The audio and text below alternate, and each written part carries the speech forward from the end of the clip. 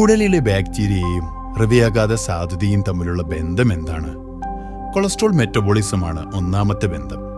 ദഹനനാളത്തിലെ cholesterol വിഘടിപ്പിക്കാൻ കുടൽ ബാക്ടീരിയകൾക്ക് കഴിയും. ചില ബാക്ടീരിയകൾ കൊളസ്ട്രോൾ കഴിക്കുന്നു. ഇത് ശരീരം ആഗിരണം ചെയ്യുന്ന കൊളസ്ട്രോളിന്റെ അളവ് കുറയ്ക്കുന്നു. ഇത് ഹൃദ്രോഗത്തിനുള്ള പ്രധാന അപകട ഘടകമായ മൊത്തത്തിലുള്ള കൊളസ്ട്രോളിന്റെ അളവ് കുറയ്ക്കും. രണ്ടാമത്തെ ബന്ധം TMAO ഉൽപാദനമാണ്. ചില കുടൽ ബാക്ടീരിയകൾ അടഞ്ഞുപോയ ധമനികളുടെ വികസനവുമായി ബന്ധപ്പെട്ട ഒരു രാസവസ്തുവായ TMAO ഉൽപ്പാദിപ്പിക്കുന്നതിനെ നിയന്ത്രിക്കുന്നു. ഉയർന്ന TMAO അളവ് പ്ലാക്ക് അടിഞ്ഞുകൂടുന്നതിന് കാരണമാകും. ഇത് ഹൃദയാഘാതത്തിനും പക്ഷാഘാതത്തിനും സാധ്യത വർദ്ധിപ്പിക്കുന്നു. കുടലിലെ നല്ലതും ചീത്തതുമായ ബാക്ടീരിയകളുടെ സന്തുലിതാവസ്ഥ ഈ പ്രക്രിയകളെ സ്വാധീനിക്കുന്നു.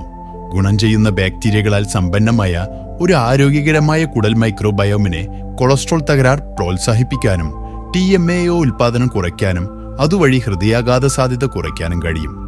എന്നിരുന്നാലും കൃത്യമായ സംവിധാനങ്ങൾ ഇപ്പോഴും അന്വേഷണത്തിലാണ്. പ്രത്യേക ബാക്ടീരിയകളെയും ഹൃദയാരോഗ്യത്തിൽ അവയുടെ പങ്കിനെയും തിരിച്ചറിയാൻ വിദഗ്ധർ ഇന്നും പ്രവർത്തിക്കുന്നു. കുടൽ മൈക്രോബയോമിനെ ലക്ഷ്യം വെച്ചുകൊണ്ട് ഹൃദ്രോഗം തടയുന്നതിനും ചികിത്സിക്കുന്നതിനുമുള്ള പുതിയ തന്ത്രങ്ങളിലേക്ക് ഈ ഗവേഷണം നയിച്ചേക്കാം. Stay healthy. Follow for more.